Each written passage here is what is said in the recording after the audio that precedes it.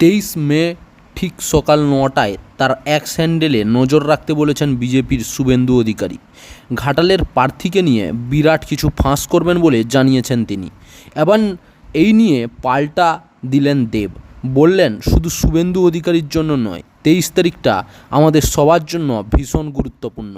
লোকসভা ভোটের আবহে একাধিক বিতর্কের নাম জড়িয়েছে দেবের। তৃণমূল প্রার্থীর সহকারীর বিরুদ্ধে চাকরির প্রতিশ্রুতি দিয়ে টাকা নেওয়ার অভিযোগ উঠেছে। ইতিমধ্যেই সেই সম্বন্ধিত মামলা গিয়েছে কলকাতা হাইকোর্টে। এরপর একটি অডিও ক্লিপ ভাইরাল হওয়ার পর সেই বিতর্ক যোগ হয়েছে নতুন মাত্রা।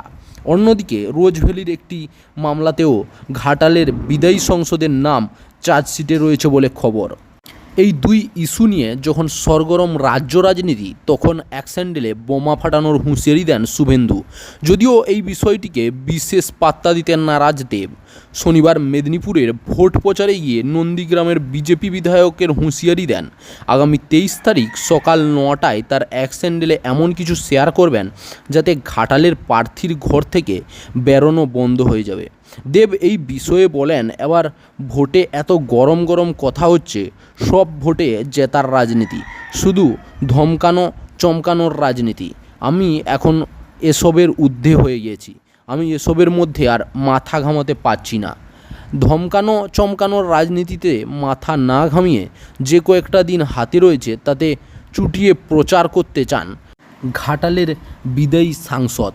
দেব বলেন, শুধুমাত্র শুভেন্দু অধিকারীর জন্য নয়, 23 তারিখটা আমাদের সবার জন্যই ভীষণ গুরুত্বপূর্ণ। কারণ ওটা শেষ প্রচারের দিন।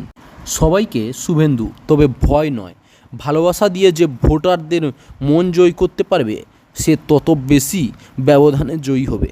চাকরির খবর থেকে শুরু করে নিয়োগের খবর থেকে শুরু করে ঝড় ঝঞ্ঝা, দেশ বিদেশ, রাজ্য, জেলা এবং আপনার শহরের খবর একটা চ্যানেল আমাদের newsbangla.com সবার আগে আপনারা পেয়ে যাবেন। তাই চ্যানেলটাকে অতি অবশ্যই সাবস্ক্রাইব করে পাশ থেকে বেল আইকনটা ক্লিক করে অল নোটিফিকেশান অন করে রাখুন। জয় হিন্দ, জয় ভারত।